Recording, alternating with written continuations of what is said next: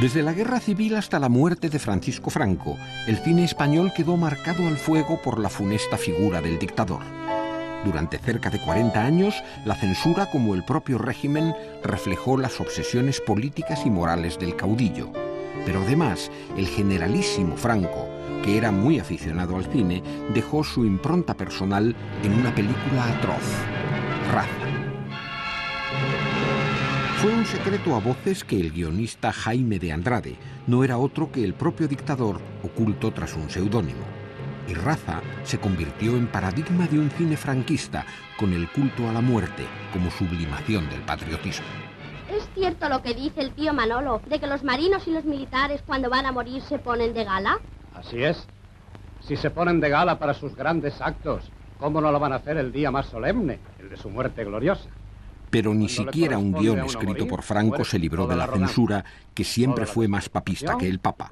Y cuando la película se reestrenó en 1950, la censura eliminó su simbología fascista, suprimió varias frases de carácter racista y cambió algunos diálogos que aludían a Norteamérica. Y en lo sucesivo no vuelvas a hacer eso, y menos por dinero. Es para mi abuela, que está enferma. Si es así, no has hecho mal, muchacho. Toma. Así fue la muerte hermosa de nuestro antepasado. No comprendo que morir pueda ser hermoso. Pues lo es, Pedro. El deber es tanto hermoso cuanto más sacrificios entraña.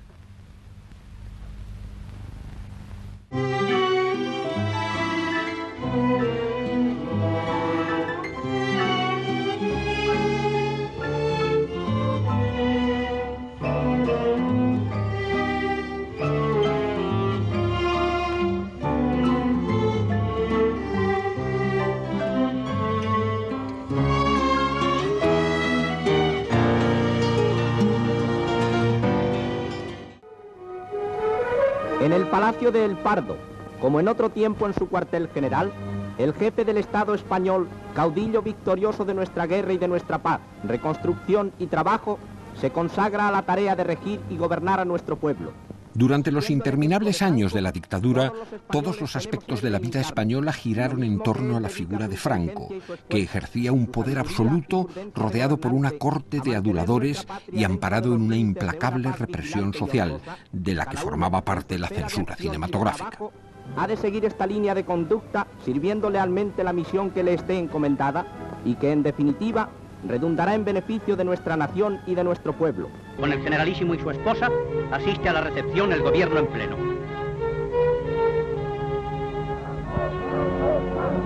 A Franco le gustaba mucho el cine y tenía incluso un salón de proyecciones en El Pardo que parece que veía con mucha asiduidad. Alguna vez preguntó, pero ¿y esta película? Que no sé, que se había prohibido, pero que él la quería ver. Y dice, ¿por qué no se ha puesto?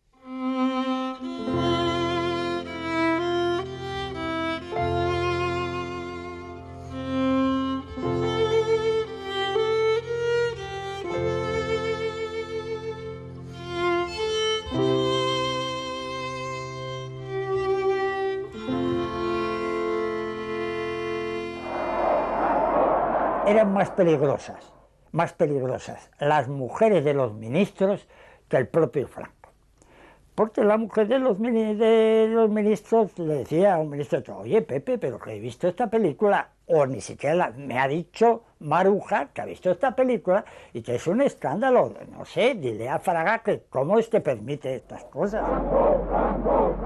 Franco, el primer censor, yo digo que de ninguna manera. Él, como digo, veía mucho cine, en algunos casos él contribuyó a que alguna película que tenía problemas de tipo político los salvara.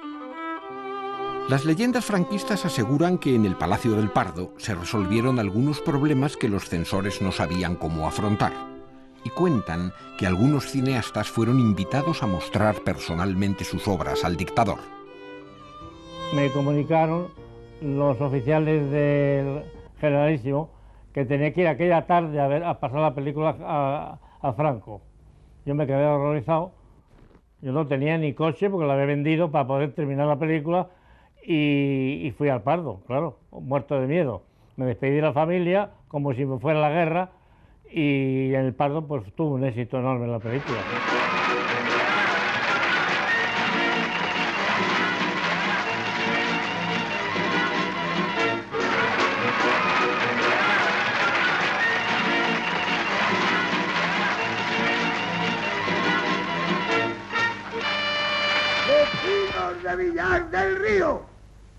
Como alcalde vuestro que soy, os debo una explicación. Y esta explicación que os debo, os la voy a pagar. Parece ser que los funcionarios de las tijeras temían que el público viese a Pepe Isbert en Bienvenido Mr. Marshall como una caricatura del generalísimo. Y tras mucho discutirlo, le proyectaron la película a Franco para ver si se daba o no por aludido. Que el señor alcalde os debe una explicación, pero si no os habéis enterado, aquí estoy yo, para deciros que no solamente os debe eso, sino una gratitud emocionada por el respeto, entusiasmo, disciplina con que habéis acogido sus órdenes, demostrando con ello el heroísmo sin par de este noble pueblo que os vio nacer para honra y orgullo del mundo entero. Esta cuestión de si Franco revisó personalmente Bienvenido Mr. Marshall porque se pudiera pensar que el discurso de Pepe Isbert desde el balcón del ayuntamiento era una parodia de los de Franco, que realmente no eran como piezas oratorias ninguna cosa del otro jueves. Esto se ha dicho, es posible, pero desde luego no creo que fuera por este único motivo, porque era una sátira del Plan Marshall, que había motivos sobradísimos, para que en atención a esa dimensión política de la película se pasase a consulta del jefe del Estado. Pero que el mismísimo Franco diera su visto bueno tampoco significó que la película quedase libre de censura, y la genial sátira de Bardem y Berlanga sufrió numerosas modificaciones. Que le están esperando. En el ayuntamiento. ¿Qué demonios me espera en el ayuntamiento? El delegado general. ¿Un general? El delegado general. ¿El delegado? El señor que viene allí a anunciar al alcalde que van a venir una comitiva de americanos, lógicamente es el gobernador civil de la provincia, pero eso no se pudo poner, estaba absolutamente prohibido. También se dijo que Surcos, otra película emblemática de la época, logró vencer las resistencias de los sectores más duros del régimen que se oponían a su estreno, gracias a una intervención directa de Franco. Y que no le daré nada mientras no traiga la tela. ¿Entendido? Sí, señor.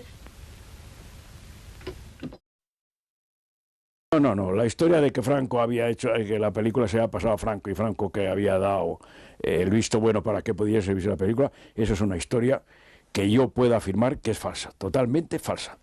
Ojalá hubiera sabido yo de antemano que a lo mejor determinadas cosas llevándolas allí al Pardo y diciendo, don Paco, vea usted esta vez si puede pasar o no pasar, pues ojalá. Pero hubo un caso muy especial que fue el de Viridiana, de Buñuel. Quiso verlo solo, eso es muy de Franco. Y cuando salía de la proyección comentó, en verdad, estos extranjeros se asustan de todo, porque esta película lo que es en realidad son chistes baturros. El comunismo es un mal moderno que se propaga con tanta mayor rapidez cuanto más débiles son los organismos con quienes se pone en contacto. Ana y los lobos era una película provocativa, ¿no? A mí me han contado que se la pasaron a Franco, pero ya no se sabe. Alguien porque no se decidían a sacarla adelante la película. Y había mucha presión de fuera, ¿no? Le pasaron la película, la vio y dijo que no le parecía peligrosa porque no se entendía nada. En el Pardo, el jefe del gobierno de Tailandia, Mariscal Pibulsonggram, impone a su excelencia al jefe del Estado español el gran cordón de la más excelsa orden del elefante blanco. Criticar la figura del general Franco era una tentación tan recurrente como imposible, y el ingenio de los cineastas intentaba veladas alusiones casi a modo de chistes privados que no llegaban a percibir el público ni la censura. En La pareja feliz había un tenor de ópera, un barítono, lo que yo no entiendo mucho de música, que cantaba en una zarzuela y iba vestido como de marino, de almirante. Era un hombre así rechoncho y bajito, como podía ser la imagen de nuestro jefe de Estado entonces. Y además se llamaba Franco, que todavía da más realidad a esta supuesta maquinación nuestra para hacer un pequeño ataque. Amigos, amigos, amigos.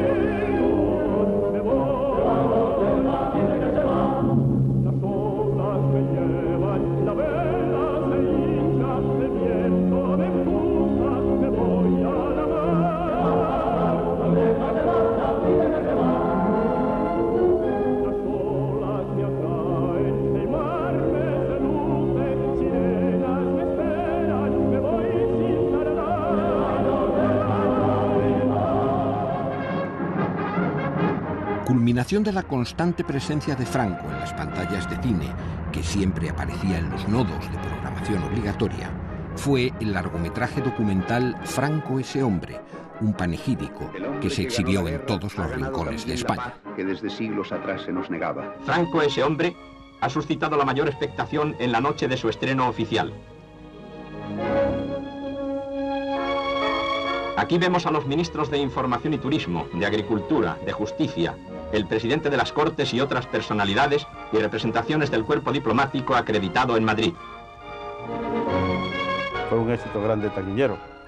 Ya sabe usted el chiste del hombre que dice, pero ¿cómo? Pero todavía no has visto a Franco ese hombre, lo había visto realmente en toda España. Dijo, no, yo estoy esperando para verlo en Biarritz porque creo que allí sale Franco desnudo. Campanas de nuestras catedrales, que en el norte y en el sur, en Levante como en el oeste, gritaban al viento que Franco es invencible y que Madrid era ya de España. Por la calle de la Princesa, por el paseo de Extremadura, camino de Atocha, van los soldados de España a apoderarse de Madrid. La historia última de la censura en España forma parte de la historia del franquismo, ya que sus criterios respondieron a las distintas etapas políticas de la dictadura, desde su nacionalcatolicismo inicial hasta su pragmático desarrollismo postrero. Al final de la Guerra Civil, cuando se articuló el Estado totalitario, la Dirección General de Propaganda recibió el encargo de controlar el cine mediante unas normas patrióticas de cultura y moralidad impuestas en un clima de fervor fascista. La censura nació en un clima de brutal represión, entre el dolor y la vergüenza de los años más oscuros del siglo XX. El desarrollo de la censura cinematográfica después de la Guerra Civil tiene varias etapas importantes. Hay una primera etapa, fruto del final de la guerra y del resultado de la guerra, en donde la censura es muy férrea. Y he aquí que la España de Franco abre sus granjas y cuarteles y habilita sus monasterios y castillos para alojar a estos hombres que fueron enemigos nuestros. Desvanecemos el rencor y como un tullido que desentumece su mano cerrada, estos hombres abrieron el puño. En la cárcel, por ejemplo, pues en aquellas épocas todos los días se fusilaba gente, todos los días, menos los sábados, que por santificar las fiestas no fusilaban la madrugada de los domingos. Pero si no, todos los días eran 40, 50, 60. No podemos evitarlo.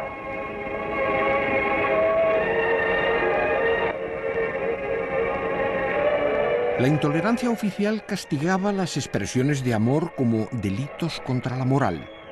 Hacer una caricia en la oscuridad suponía arriesgarse a figurar en las listas de pecadores que muchas parroquias hacían públicas, o incluso recibir un castigo físico a manos de los fanáticos vencedores de la Guerra Civil.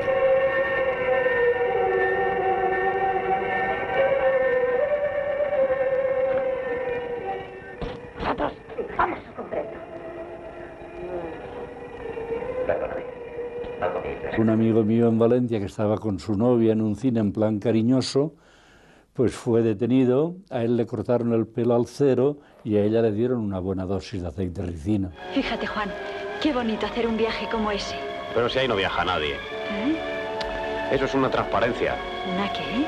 Sí, mira, eso lo hacen, cogen una especie de... Oiga, ¿quiere hacer el favor de callarse, hombre? Pero ve, Capre, siéntese. Pero si es por aquí. El Juan de Orduña que lo quiere explicar todo. Siéntese, hombre. Empezaremos una nueva vida, Ron. Vamos a empezar un mundo nuevo. Es por eso que sabré esperarte. Ron. Vaya, ya han cortado el beso. Se impuso como medida de fervor patriótico el, durante la proyección, suspenderla. Entonces aparecía la efigie de Franco y sonaba el himno nacional, que todo el público estaba obligado a saludar brazo en alto y rendir tributo como es natural. El público se ponía en pie y se interpretaban sucesivamente por este orden el Por Dios, por la patria del rey, el himno Requeté, el Cara al sol, el himno de Falange y el himno nacional.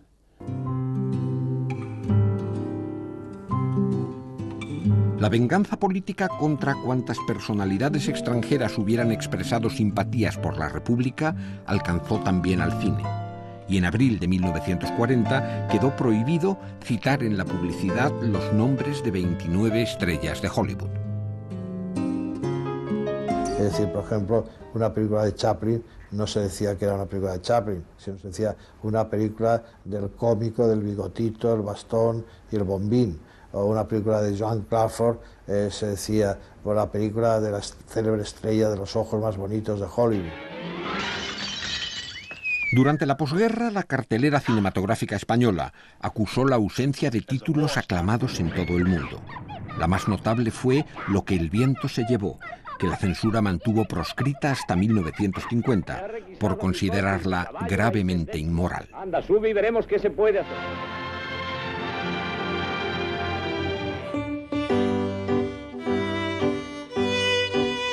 En un momento de crispación política interna, fueron cortadas e incluso prohibidas varias películas de tema militar y patriótico, desconcertando a los cineastas oficiales del franquismo.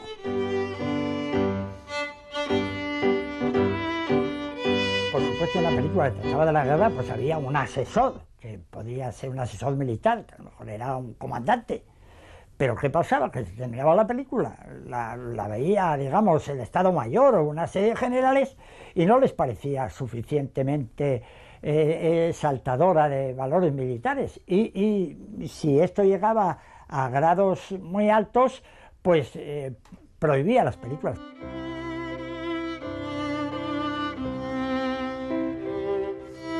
El crucero Baleares se rodó con todas las bendiciones oficiales, pero un día antes del estreno se ofreció un pase privado para las principales personalidades del régimen, y aquella misma noche la película quedó prohibida.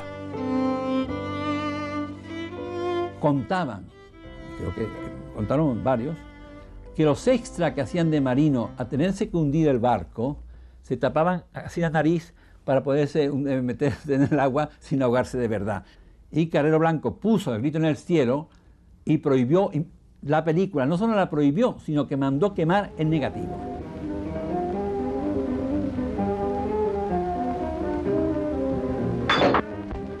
Sin embargo, la censura mostraba especial tolerancia con obras de tintes patrióticos como Jarca, donde permitieron un disoluto descanso del guerrero legionario con chicas de alterne, e incluso autorizaron la visión fugaz de un dos piezas insólito para la época.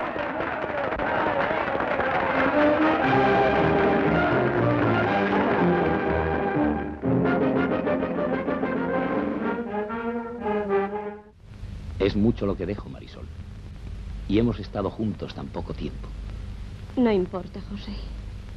Nuestra vida. Aquel fue un cine épico y sin besos, con menos escenas de amor que de guerra, en unos tiempos que España vivía sometida a la disciplina de un cuartel y a la moral pública de un convento. Adiós, Marisol. Adiós, José. Tras la derrota de los fascismos en la Segunda Guerra Mundial, el franquismo tuvo que cambiar sus formas e inició su primera adaptación ideológica para sobrevivir en el nuevo orden internacional. Ello hizo que el cine español abandonara la épica militar y reemplazara los fervores patrióticos por una mística religiosa de carácter integrista. El clamor del pueblo madrileño expresa a Franco su adhesión con voluntad de plebiscito. El jefe del Estado dice, como esta es la más rotunda y expresiva respuesta a quienes en el exterior especulan torpemente con nuestra lealtad y nuestra paz interna. La censura duraría tanto y resultaría tan agobiante como la dictadura a la que servía. En 1944 se reguló la protección oficial para estimular un cine fiel a los valores del régimen. Y 2 años después se creó la Junta Superior de Ordenación Cinematográfica, encargada de ejercer la censura, cuyo primer reglamento sería publicado en octubre del 47. Los demás podían opinar blanco, negro, colorado o azul, pero si el vocal eclesiástico decía que no, pleito fallado.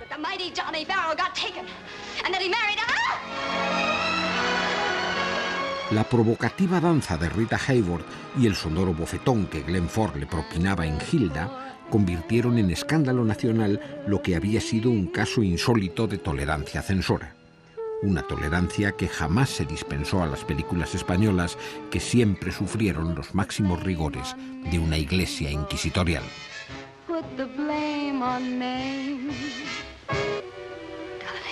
Gilda, inflaming men's hearts with a kiss. La censura española permitió, Gilda, creo que cortó segundos, pero la permite, y sin embargo los obispos de Canarias y de Sevilla arengan desde el público diciendo que cuando Gilda se quita el guante está haciendo un striptease, y entonces la condenan.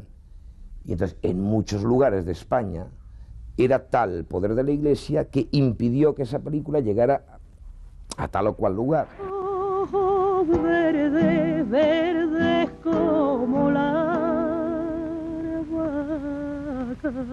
Un ejemplo del poder episcopal fue que Concha Piquer, sucesora del exiliado Miguel de Molina en el trono de la copla, se viera obligada a cambiar la letra de Ojos Verdes, letra que todo el mundo sabía de memoria, para suprimir la palabra mancebía. Todo esto por la censura no tiene más que un nombre, que es la Iglesia. Es decir, la presión brutal, angustiosa, de eso que se ha dado en llamar nacionalcatolicismo, pero que es el responsable último de todos los desaguisados de tipo moral que se han hecho en España. Para mí, la culpable máxima es la Iglesia. Los censores eclesiásticos se mostraron tan suspicaces al examinar los guiones sobre asuntos religiosos que llegaron a impedir el rodaje de las biografías de San José de Calasanz y Santa Teresa de Jesús. La historia de Santa Teresa fue uno de los hechos en que la censura fue más incongruente, como si dijéramos, ¿no?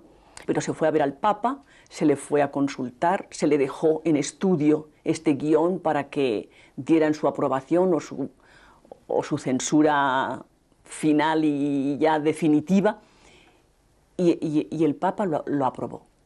La junta que tiene el Papa para aprobar estos escritos puso el nil obstat, y nosotros llegamos muy contentos, o llegaron muy contentos desde Italia y desde Roma con el guión. Y así todo, la censura dijo que en España no se podía hacer. Yo tengo un secreto que me ahoga. No se preocupe usted. ¿Qué puede ocurrirle para que así se impresione? Yo le he engañado a usted, padre. Yo no puedo ni quiero ser la esposa de Jesucristo, porque no sería fiel a mis juramentos. No es posible. La primera desavenencia seria entre la censura estatal y la Iglesia se manifestó en un melodrama sobre los amores imposibles de un sacerdote. Tras la polémica causada por su estreno, la Iglesia creó en 1950 su propia oficina de calificación, dependiente de la Comisión Episcopal de Ortodoxia y Moral. Sé que estoy condenada, pero yo le quiero a usted. Te quiero más que a mi salvación. ¡Calle! Entre las secuencias que los censores eclesiásticos vetaron por inmorales estuvo nada menos que la famosa escena del sofá de Don Juan Tenorio, cuyo rodaje ordenaron repetir exigiendo que los intérpretes manifestaran menos ardores. No es verdad, hermosa mía, que están respirando amor. Oh, sí, me dices, espejo y luz de mis ojos, escucharme sin enojos como lo haces, amore. En El Pardo, el hombre que rige los destinos de nuestra patria. Cuando la dictadura franquista logró superar el aislamiento internacional e iniciar un cierto despegue económico, surgió un debate interno en el que se oyeron las primeras voces críticas y se inició el despertar de nuestro cine. En 1952 se creó el Consejo Superior de Censura, que modificó los criterios de la permisividad oficial, aunque sin promulgar código alguno. Un año después se reguló el fatídico permiso de rodaje y la censura previa de guiones quedó al arbitrio de unos funcionarios cuya única norma era defender la moral, las buenas costumbres, lo social y lo político. Yo pienso que hasta los años 50 la censura política de las películas, tanto españolas como extranjeras, no tenía ningún problema, por lo menos las españolas, porque todas las películas que se hacían entonces eran a favor de obra. Pero en los años 50, que coincide con que es la aparición de mi generación, básicamente Luis García Berlanga y yo, ya la censura política se encuentra con un material diferente. El primer guión que escribieron Bardem y Berlanga nunca llegaría a rodarse. Fue tachado y sepultado en los armarios de la administración, retrasando la aparición de dos nombres que serían fundamentales en el cine español. problema del guión de La huida, una película que quisieron hacer Bardem y Berlanga, ese guión fue prohibido fundamentalmente, por algunas otras cosas tal vez, pero fundamentalmente porque la Guardia Civil dispara sobre el atracador y no le da. Entonces, en el papel que existía, que se atrevieron a escribirlo, la censura dijo que la Guardia Civil, cuando apuntaba y disparaba, siempre daba, y que por lo tanto aquello era una ofensa a la Guardia Civil, y se prohibió el guión por esta causa. Documentación. El rodaje de Esa pareja feliz fue autorizado sin mayores problemas, pero se le negó la ayuda económica estatal porque, según el dictamen ministerial, su argumento olía a cocido. Jabón Florid, certificado de La pareja feliz. ¿Pero esto qué es? Esto no sirve para nada. ¿En qué país se creen que vivimos? No es suficiente ser feliz para ir por la calle. Hay obligaciones. Hay que llevar la cédula, o la cartilla, o algo. Algo que sirva para ir tranquilo sin que le molesten a uno los guardias. Otro, servidor. Nombre, Manuel Pérez. Edad, Hago 56 para la simiente. profesión. Labrador. ¿Y dónde vas a acabar? ¿En el asfalto? A mí me habían dicho... A todos os dicen montes y mareas. Pese a todas Pero las la trabas realidad es oficiales, el falangista José Antonio Nieves Conde logró denunciar la grave situación de la España rural. La censura permitió que Surcos retratara el éxodo de un campesinado empobrecido, pero no toleró su final pesimista. La última secuencia del guión no se rodó. Al final de Surcos termina la familia en el cementerio, pero en realidad había una secuencia que era que la familia llegaba a la estación, subía al tren, la muchacha se saltaba del tren, se iba a la ciudad y luego el tren, según salía, se cruzaba con otro que llegaba y llegaba una nueva familia de campesinos, que era prácticamente reanudar la historia.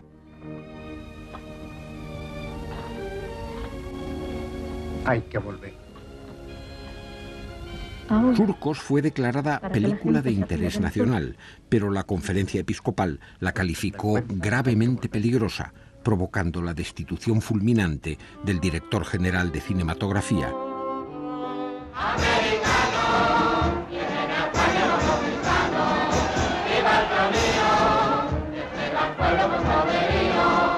Sin embargo, el despertar crítico del cine español ya se había iniciado. Y en 1953 se rodaba Bienvenido Mr. Marshall, una película oportunista, pero cargada de letal ironía política. Bienvenido Mr. Marshall, pienso yo que sorprende al régimen en el sentido de que hay luego una lectura posterior, pero inicialmente es una broma sobre el plan Marshall, veladamente antiamericana o muy discretamente antiamericana, que tampoco, bueno, que para, por ejemplo, pues para ciertos sectores de la falange eso era estupendo, ¿no?, que fuese antiamericana. Con millones de toneladas actuales. Hay 49 millones de protestantes. Las pesadillas de varios personajes esbozaban visiones satíricas de los Estados Unidos, llegando incluso a denunciar la represión política de los tribunales macartistas. Sin embargo, el sueño erótico de la maestra con unos jugadores de rugby no llegó a realizarse, aunque aparecía en el guión original. Ese sueño no se llegó ni a rodar. Ese sueño nos autocensuramos, los productores y yo mismo, y quizá por temor a que luego la censura lo cortase. ¿Está buena? Un poquito más fría que ayer. Cuidado con los torpedos, mi general. Los torpedos no me asustan, ni mucho menos si son alemanes. Mi general, los torpedos alemanes... A partir del éxito de Bienvenido Mr. Marshall, las películas de Bardem y Berlanga ofrecerían constantes motivos de preocupación a los censores, que examinarían con lupa cada una de sus obras. A lo más que ha llegado en el ejército es a soldado de cuota. Y en Novia a la vista yo tenía, mi primera película tenía unos generales retirados que eran unos personajes que hablaban y hablaban de sus batallas y entonces cuando llegó la censura dijeron que no podían salir esos generales porque era irrespetuoso hacia el ejército.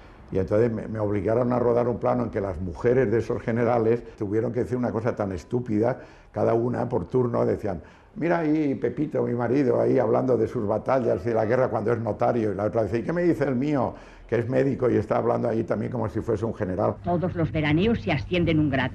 Llevan ya 2 años tratándose como generales.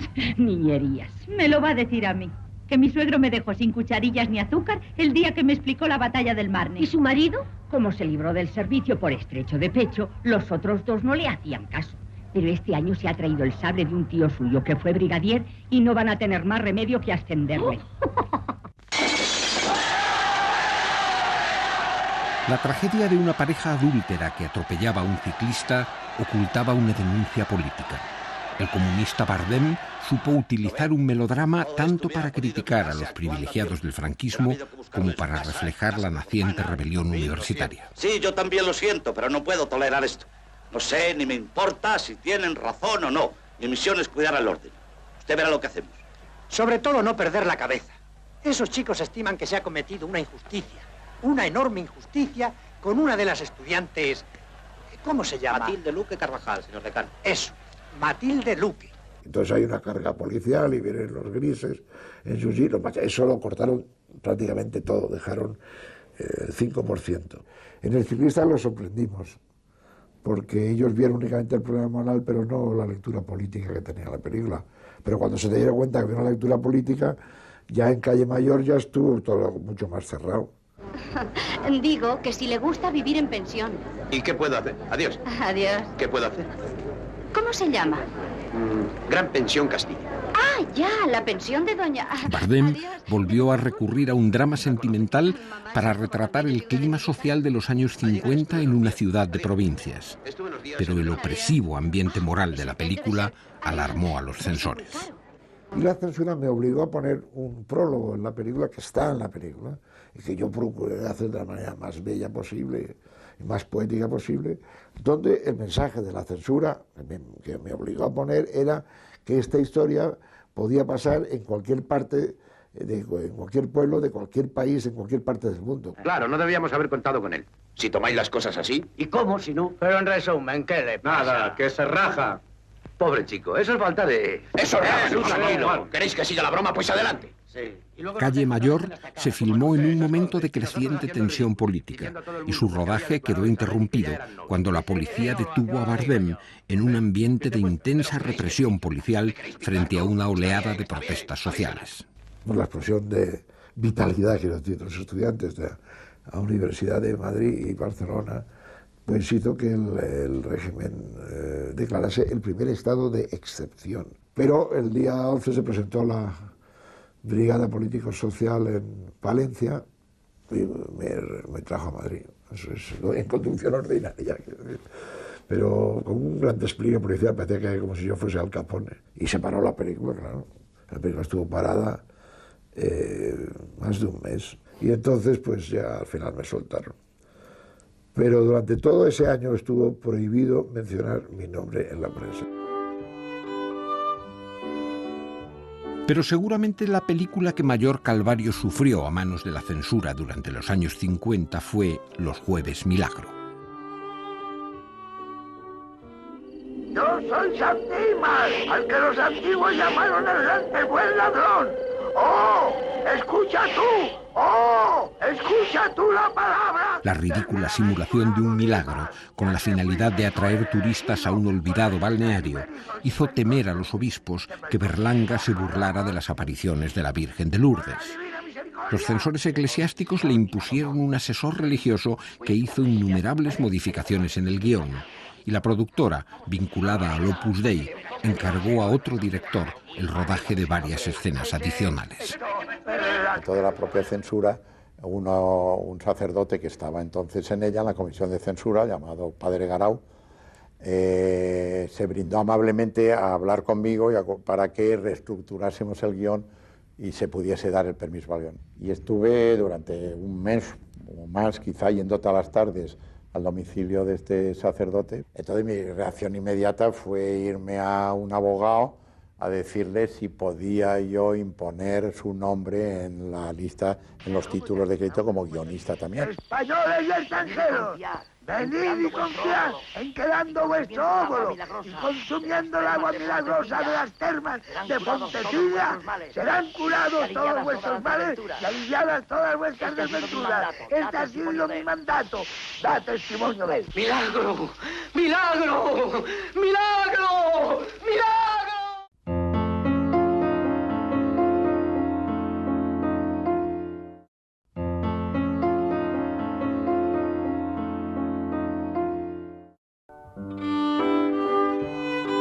No existió un censo de las películas extranjeras que resultaron prohibidas o mutiladas durante aquellos tristes años, pero la escasa documentación que se conserva permite afirmar que fueron muy pocas las que llegaron íntegras a las pantallas españolas.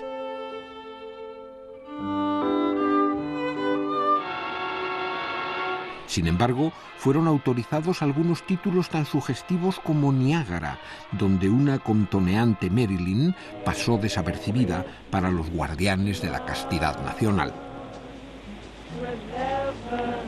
¿Es limonada sola o le han echado algo? Es limonada soda. ¿Le apetece un poco? No, gracias. Parece que le gusta esta canción, señora Loomis. Para mí no hay ninguna otra.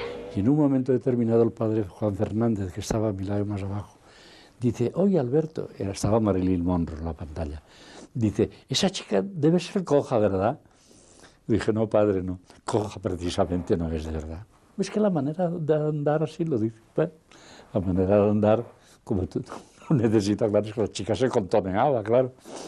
Y el padre, figúrese, lo digo como ejemplo de ingenuidad, era un hombre francamente ingenuo, sencillo, era local eclesiástico. La agricultura, la industria, el comercio fueron surgiendo de las ruinas de la guerra civil, y el orden y la paz de Franco hicieron posible que el país progresara en 30 años. Llegó un momento en que los márgenes de la permisividad oficial resultaron demasiado estrechos para las nuevas costumbres de la sociedad española, cuyas exigencias de liberalización chocaban con los rancios criterios morales del franquismo.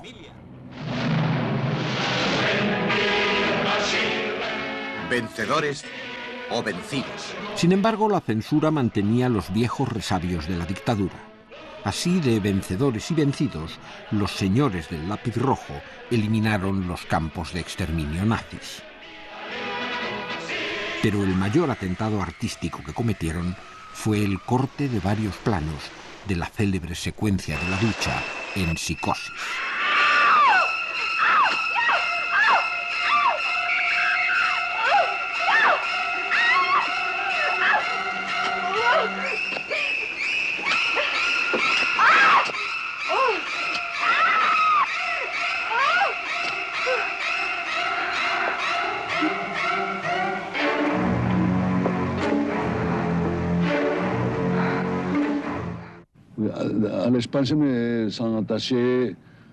A comienzos de la década de los 60, Buñuel, que continuaba exiliado desde la Guerra Civil, quiso volver a dirigir en España. Y aunque aceptó someterse a la censura, acabó provocando un enorme escándalo con Viridiana. ¿Le gusta esta clase de música, Viridiana? Es un disco de moda. ¿Corte usted? Ah, sí.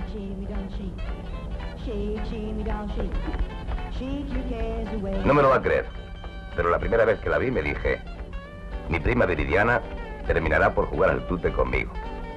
El director general de cine de aquella época llamó a Buñuel, Buñuel fue a hablar con él y le dijo que pasaba la película, pero que aquel final le parecía, ¿verdad?, que era inmoral y que era muy difícil que pasara. Entonces dijo, bueno, ¿y qué solución le hacemos? ¿Quiere usted que jueguen a cartas? ¿Verdad? Y él dijo, ah, pues bien, me parece muy bien que jueguen a cartas. Y entonces Luis pensó que un Ménage à Trois era mucho más atrevido que el otro. Triunfadora en el Festival de Cannes, la película fue calificada de blasfema por un editorial del Osservatore Romano. Lo de Viridiana, yo no sé exactamente lo que pasó. Sé que le costó el puesto a mi antecesor, que era una gran persona. porque no sé si recuerdan ustedes que había una escena en que se representaba como la cena de Leonardo da Vinci, pero con borrachos y con prostitutas y demás, lo cual no era precisamente una cosa muy reverente para la cosa religiosa. No solamente se prohibió, sino que se le destituyó fulminantemente al director general de cine. El propio ministro Arias Salgado no tardó en cesar. Su relevo por Fraga Iribarne abrió una etapa de mayor tolerancia, como parte de un proceso de apertura que intentó dulcificar la dictadura. En 1963 hubo un profundo cambio en la censura. Sus funcionarios fueron relevados, se repuso al director general destituido y se publicó una normativa más abierta y precisa. Ya empezó a ser una censura no de enfermos sexuales, ¿no? Ya entonces dentro de una mayor lógica. La frase esta de con Arias Salgado todo tapado y con Fraga hasta la braga, bueno, es una explicación muy desenvuelta, en fin, muy popular de algo que efectivamente se daba, es decir, de una censura muy pacata en la época de Arias, y una censura mucho más liberal, mucho más amplia, mucho más inteligente, porque yo nunca prometí que no hubiera censura.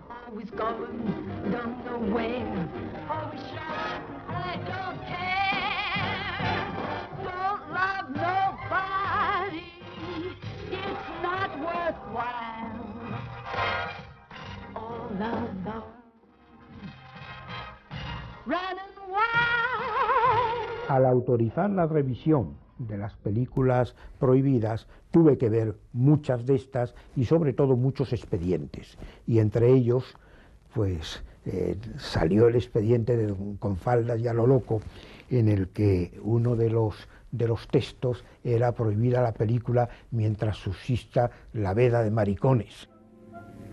Osgood, he de ser sincera contigo, tú y yo no podemos casarnos. ¿Por qué no? Pues, primero porque no soy rubia natural. No me importa. Y fumo muchísimo, ¿me es igual? Tengo un horrible pasado, desde hace 3 años estoy viviendo con un saxofonista. Te lo perdono. Nunca podré tener hijos. Los adoptaremos. No me comprendes, Osgood. ¡Soy un hombre! Bueno, nadie es perfecto. ¿Y qué me dice de los americanos? El primer conflicto de la apertura lo protagonizó El Verdugo, cuyo pase en el Festival de Venecia coincidió con la protesta internacional contra el fusilamiento del dirigente comunista Julián Grimau. Miles de voltios, los deja negros, abrazados. A ver dónde está la humanidad de la famosa silla. Yo creo que la gente debe morir en su cama, ¿no? Naturalmente. Pero si existe la pena, alguien tiene que aplicarla. ¿Fuma usted? Se hizo cortes tan absurdos como que en el maletín del Verdugo, en donde tenían los hierros de ejecución, no se oyeran nunca, no se oyera el sonido de los hierros.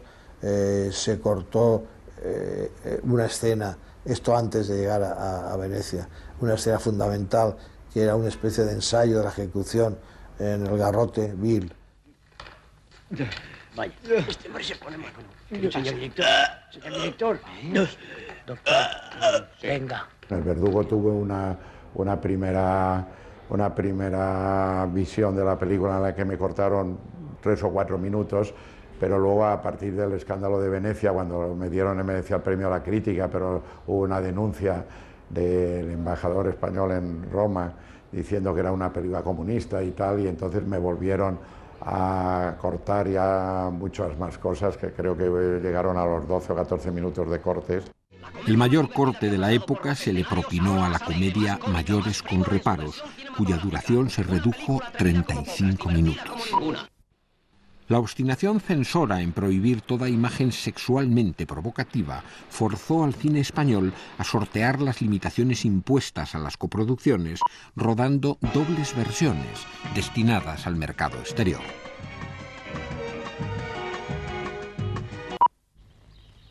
Está estupenda. A veces esas dobles versiones se limitaban a tonterías, tales como reemplazar los hispánicos bañadores de cuerpo entero por los más europeos bikinis, que aún estaban vedados para los ojos obligadamente castos del público español.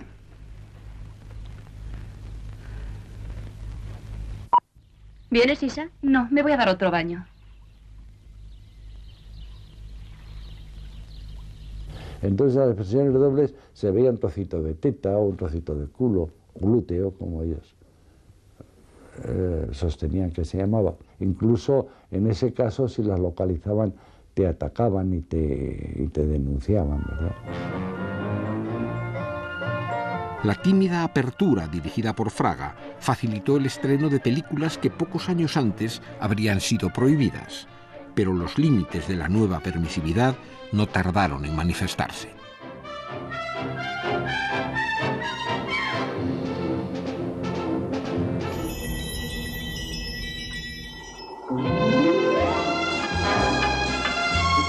Basten dos ejemplos sonados.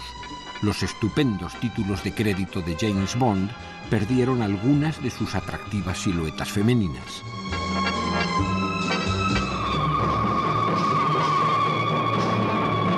Y de Lawrence de Arabia desaparecieron todos los planos que sugerían veladamente la homosexualidad del histórico personaje. Leave me alone. Huh? Leave me alone. Your skin is very fair.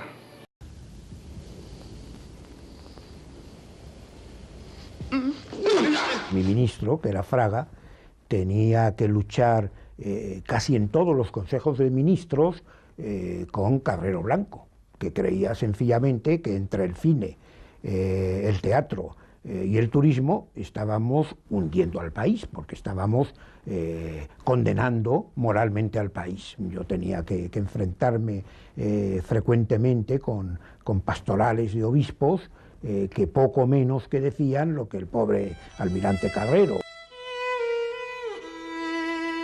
Me hubiera gustado autorizar pues muchas películas de las que se prohibían por la censura, empezando por la Dolce Vita, que por cierto fue autorizada por la censura, por mi época, pero que tropezó con el veto que puso el vocal oficialmente representante de los obispos.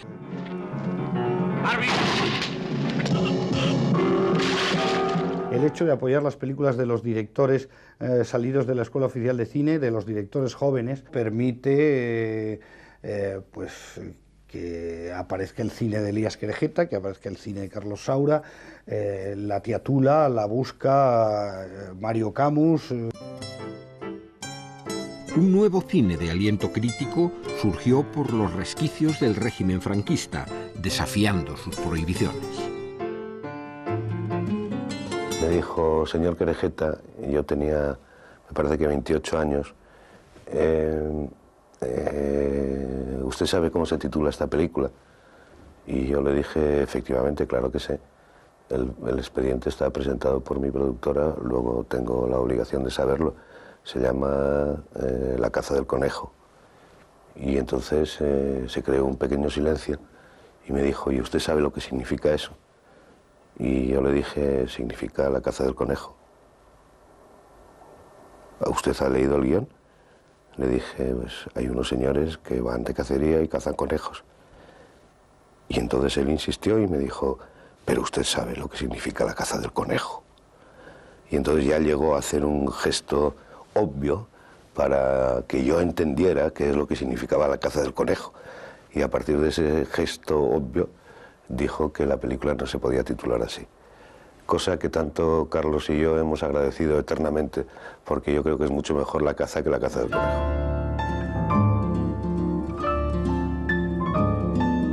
Durante los años de la apertura, Buñuel intentó su segundo regreso del exilio, pactando con Fraga el rodaje de Tristana, cuyo guión llevaba 6 años prohibido. Después de lo que había ocurrido con Viridiana, pues el Ministerio de las Facilidades. Y entonces él buscó un contacto conmigo, personal, a través de un amigo común. Tuvimos una buena conversación y Tristana se hizo. Yo insisto en que tienes que vencer esa pasión malsana.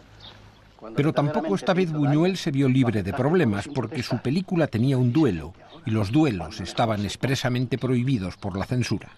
Finalmente, Tristana se estrenó cuando la derecha más rancia triunfaba en una sorda lucha por el poder dentro del franquismo. Cuídate, hija. Mira que ese rencor tiene algo... Yo diría que en aquel momento la lucha con el Opus Dei no se entabla en el aspecto, digamos, de la censura, no. Si hubo competencia, pues fue más bien de tipo político, ¿no? Que fue lo que en definitiva luego cristalizó en el asunto Matesa y determinó la salida de Fraga y el fin de la experiencia de apertura y de liberalización política que Fraga había representado. Fraga fue sustituido por Sánchez Bella, aquel embajador en Roma que había denunciado a El Verdugo como propaganda comunista. La apertura política quedó liquidada y la censura retrocedió a los tiempos de la Inquisición franquista.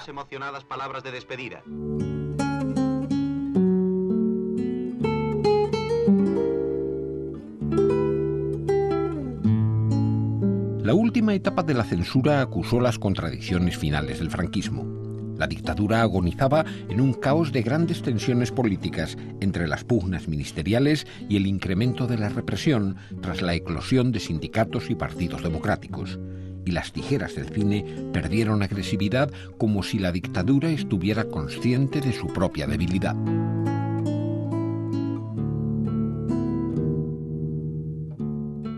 La censura de los últimos años del franquismo, entonces mejoró mucho, pero mejoró por una razón, porque había complejo de culpa en la censura. Lo mismo que al principio los primeros censores era una prepotencia absoluta, ya en los últimos años del franquismo tenía como complejo de culpa los censores.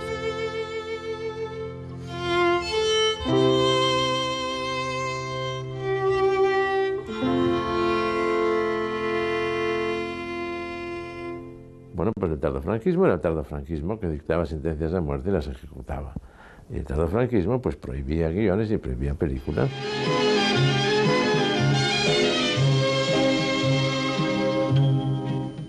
No te debo, no te pío. Un documental con imágenes del Nodo y viejas coplas populares generó uno de los más sonados incidentes cinematográficos de los años 70. Canciones para después de una guerra fue prohibida tras haber sido autorizada y considerada de interés especial. Bien pagada fuiste, mujer. Según sabemos, vamos, objetivamente, la película fue a ver al Carrero Blanco, con su señora incluso, y con otros ministros, y parece que ahí se armó el follón. Entonces el Carrero Blanco se enojó, la señora parece que se enojó más todavía, incluso está escrito, y sabemos, nos consta, las palabras de la señora, diciendo que el que había hecho esa película era un tal, y que debía estar en la cárcel, incluso habló de fusilamientos. ¡Hala, hala! ¡A lo loco! ¡A lo loco! Hay que ver cómo vive fulano. ¡A lo loco! ¡A lo loco! Cómo tirar dinero mengano. ¡A lo loco! ¡A lo loco! Hay que ver cómo baila el bayón. A lo loco, a lo loco, a lo loco. A lo loco se vive mejor. Arias Navarro ascendió a la presidencia y emprendió una imposible reforma de la dictadura con el denominado espíritu del 12 de febrero. Pío Cabanillas ocupó el Ministerio de Información. El Opus Dei perdió influencia y comenzó una nueva política de apertura.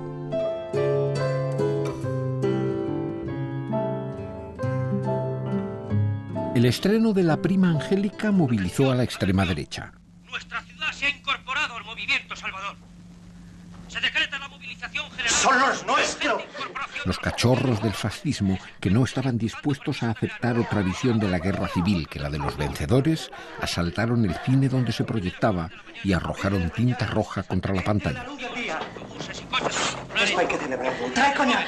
Y aún personas maduras pertenecientes a los requetés, así como numerosos núcleos de la falange española. Nos informan en Capitanía que acaba de ser proclamado un estado de guerra en Burgos, Logroño, Victoria, Zaragoza, Estella y... La Prima Angélica lo que es un milagro es que se pudiera hacer, ¿verdad?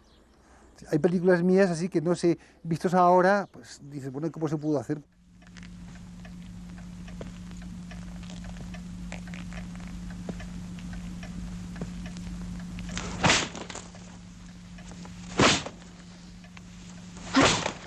Los guiones que se presentaron de La Prima Angélica fueron 3 distintos.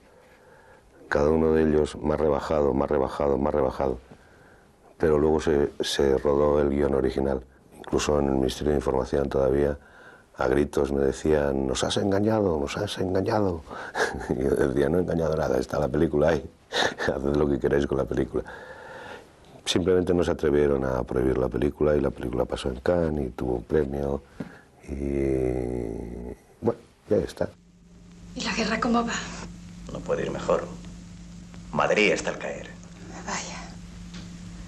Salía un falangista, ¿verdad?, que salía con un brazo en cabestrillo, pues herido de la guerra, ¿no? Claro, era un poco un chiste de alguna forma, si se quiere, ¿no?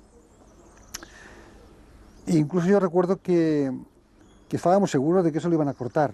Pasó eso, la censura, milagrosamente. Pero eso provocó, solamente lo del brazo, provocó un escándalo continuo en toda España, ¿no? Aquí en Barcelona, en Sevilla, en todas partes, ¿no? Un escándalo desmesurado por una tontería, ¿no? Las últimas normas de censura, que estarían vigentes hasta el final de la dictadura, se publicaron en marzo de 1975. Su contenido se resumía en el lema de sexo sí, política no, y a ella se debió el famoso destape en las pantallas españolas. El primer culo que se tiene memoria de haberse visto en una proyección pública en España fue el culo de Brigitte Bardot en En cas de malheur, en caso de desgracia, una película de Othán Lara. El caso de verse solo una teta me parece recordar que afectó a Perla Cristal en una película española de Pedro Lazaga y fue el primer caso de teta nacional visto en una pantalla.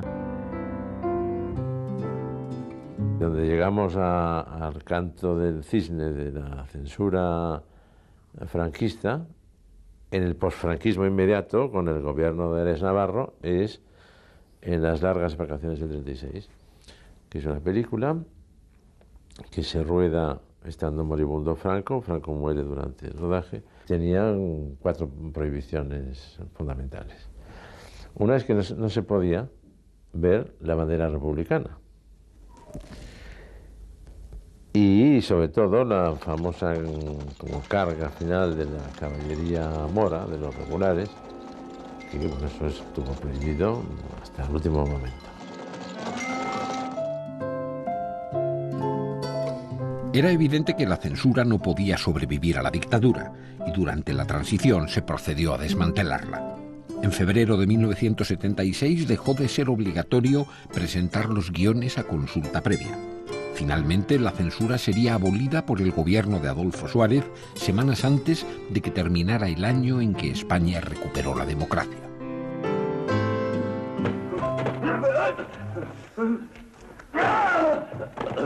Sin embargo, algunos anacronismos legales, como la pervivencia de una jurisdicción militar, aún invocarían el fantasma de la represión en el cine.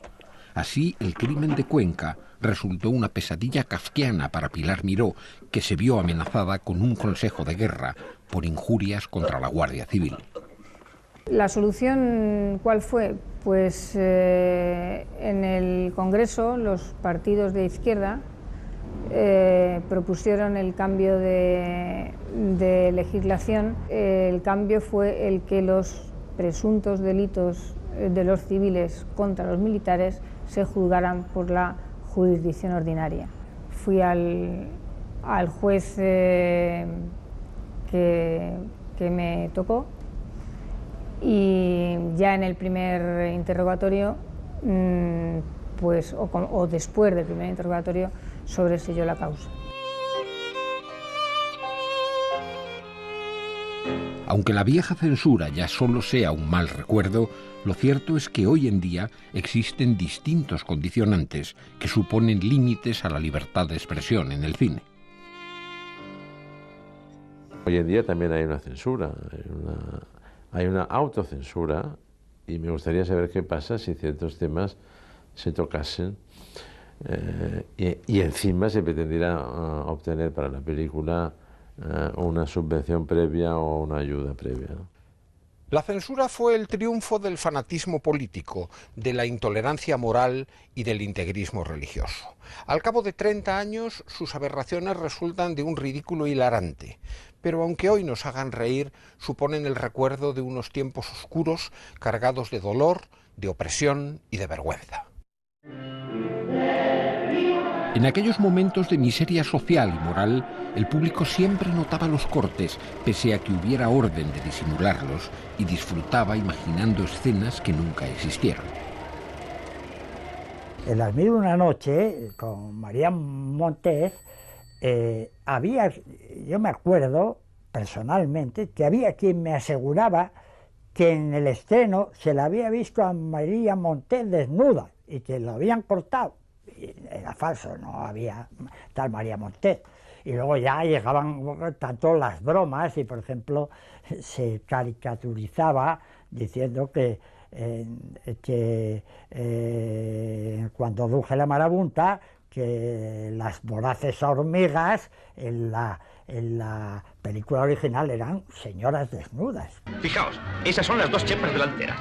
La anatomía femenina era contemplada como objeto de pecado y cuanto la resaltase, aunque fuera una caricatura, quedaba tajantemente prohibido. ¿Y aquella qué es? ¿También una mujer terrestre? Claro, tiene los cabellos largos, montículos delante y montículo atrás. Yo, el caso más surrealista que recuerdo de censura fue la búsqueda de un pezón.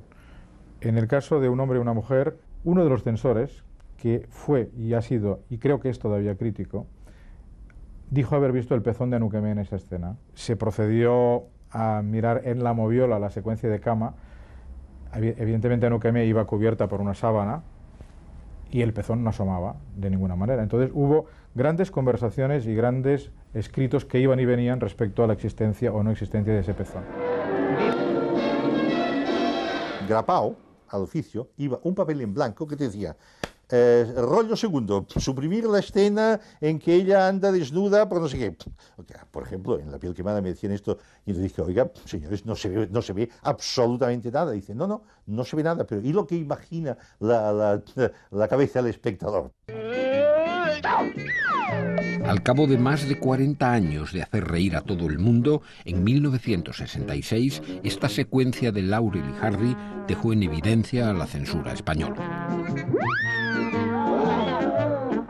Un plano mío de una película, me parece que era 48 horas, una comedia, que me cortaron un primer plano de mi cara, nada más, y en el plano no decía nada.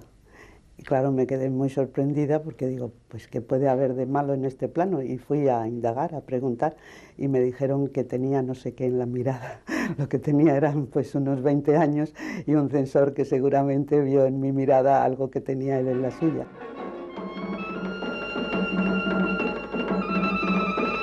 Las danzarinas árabes con más o menos velos constituyeron una permanente obsesión crítica de los censores. Yo recuerdo que en mi película La venganza de Don Mendo también nos aconsejaron que determinada escena la montáramos de otra manera para que no se viera el ombligo de una danzarina del vientre que se llamaba Naima Cherki, muy famosa en su época.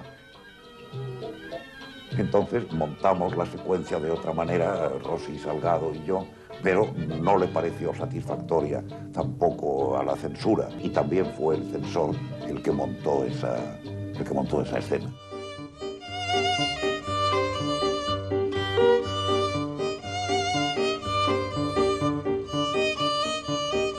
Y el funcionario de turno de Madrid le dijo, pero ¿cómo se atreve usted a decir esto? Busque usted página 64 del guión. Y dice, pues si no pasa nada. Entonces buscaron la página 64 y dicen, mire, fulana de tal, una mujer casada, se ha ido con el párroco. Y el otro se quedó horrorizado. Dice, pero ¿cómo? Dice, hombre, no, dice, perdón, dice, este es un error de máquina. Lo que decía el guión era, fulanita de tal se ha ido con el pacorro. La mecanógrafa trastocó las sílabas y dijo, se ha ido con el párroco. Ya sé que las hay mejores, pero con tus conocimientos de la fotografía, está cargada. Conocimientos de fotografía. Los vigilantes de la moral veían lo que nadie veía, y ni siquiera la ingeniosa utilización del mobiliario impidió que estas imágenes fueran prohibidas. Y aquí tienes a la modelo. Margarita, estás loca. Había una secuencia en la petición donde Ana Belén hacía el amor con Emilio Gutiérrez Cava y que Marciano de la Fuente, que era el director general, me decía que realmente esa secuencia, que él la tenía en la moviola y que sabía perfectamente cómo era, que yo tenía que cortarla porque había momentos en que a Emilio Gutiérrez Cava se le veía el hermano pequeño. Y entonces pues yo tardé algunos segundos en saber o en imaginar a qué se refería. Un excensor que tuvo pero me lo contó, ya te digo, muy tarde, me dijo, no, es que en el momento que se leyó primer plano de la Gran Vía, todos dijimos, bueno, no tiene problema, sigamos en el guión, y un censor se levantó y dijo, un momento, un plano general de la Gran Vía, visto por cualquier director no tiene importancia, pero visto por Berlanga, ¿quién nos dice que no pone a dos obispos saliendo de Pasapoga, que es un cabaret calle que sabéis? Y entonces lo que lamento es que me lo hayan dicho 7 años más tarde, porque demuestra una vez más que la censura muchas veces tenía mucha más imaginación que nosotros. Pero la mayor perla de la censura en el terreno de la moral católica no fue una prohibición ni un corte, sino una autorización realmente insólita.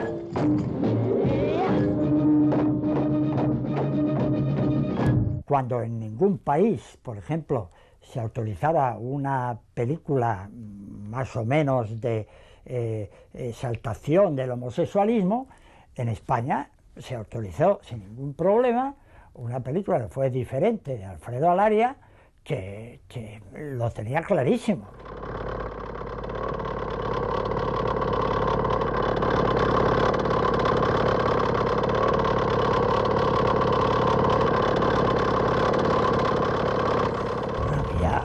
Había planos increíbles.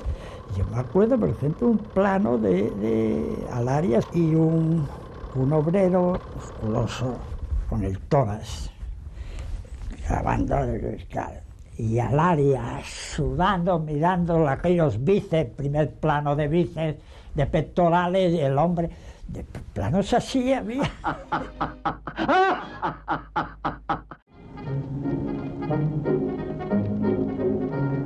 Uno de los casos más extremos de manipulación política lo sufrió El inquilino, una ácida comedia sobre la falta de viviendas que España padecía. Autorizada por la censura, fue retirada de los cines a los pocos días de su estreno.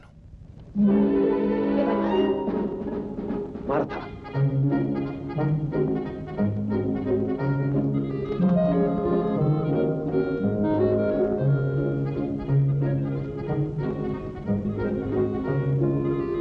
Los niños, ¿dónde los has dejado?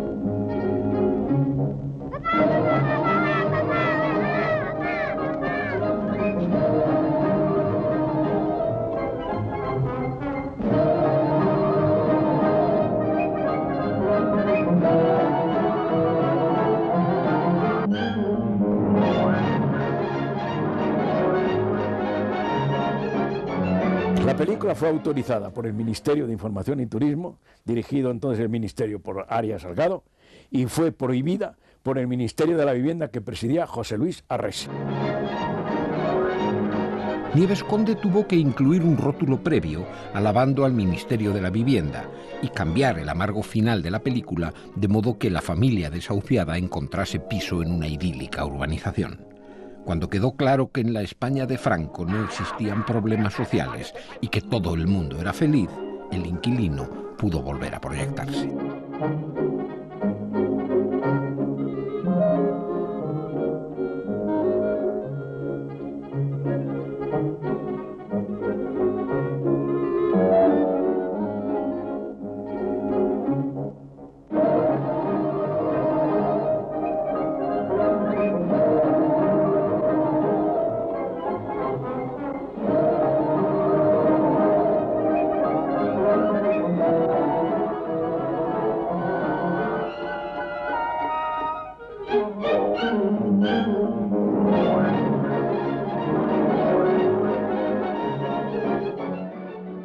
Supongo que la gente joven que tenga pues 30 años o menos no puede imaginar el nivel de estupidez al que llegaba la censura española, porque era realmente para tarados mentales.